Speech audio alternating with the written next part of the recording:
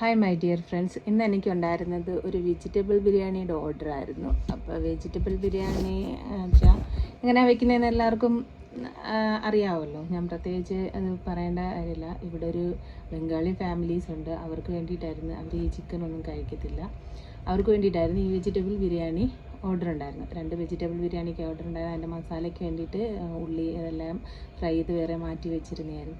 അപ്പോഴേ ഞാൻ നിങ്ങളോട് ഒരു കാര്യം പറയാമല്ലോ എന്ന് ചിന്തിച്ച്, ഈ വെജിറ്റബിൾ ബിരിയാണി എങ്ങനെയാണ് ഉണ്ടായതെന്ന് ആർക്കെങ്കിലും അറിയാം? ഫസ്റ്റ് എങ്ങനെയാണ് ഉണ്ടായത്, ആരാ ഉണ്ടാക്കിയത് എന്ന് നിങ്ങൾക്ക് ആർക്കെങ്കിലും അറിയുമോ?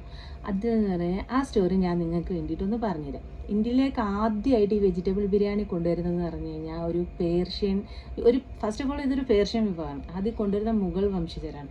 കാര്യം മുഗൾ വംശജർ ചിക്കനോ അങ്ങനെയൊക്കെ ഉള്ള ഐറ്റം സാധനങ്ങൾ കഴിക്കുമ്പോൾ അവിടെ ഉണ്ടായിരുന്ന ബ്രാഹ്മിൺസും അവിടെ ഈ ജൈന മതക്കാരും ഒക്കെ അവർ ആ ചിക്കനൊന്നും ഉപയോഗിക്കത്തില്ല. അവർക്ക് വേണ്ടിയിട്ടാണ് ഈ വെജിറ്റബിൾ ബിരിയാണി ഇവിടെ കൊണ്ടുവരുന്നത്.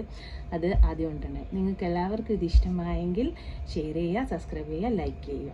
Thank you.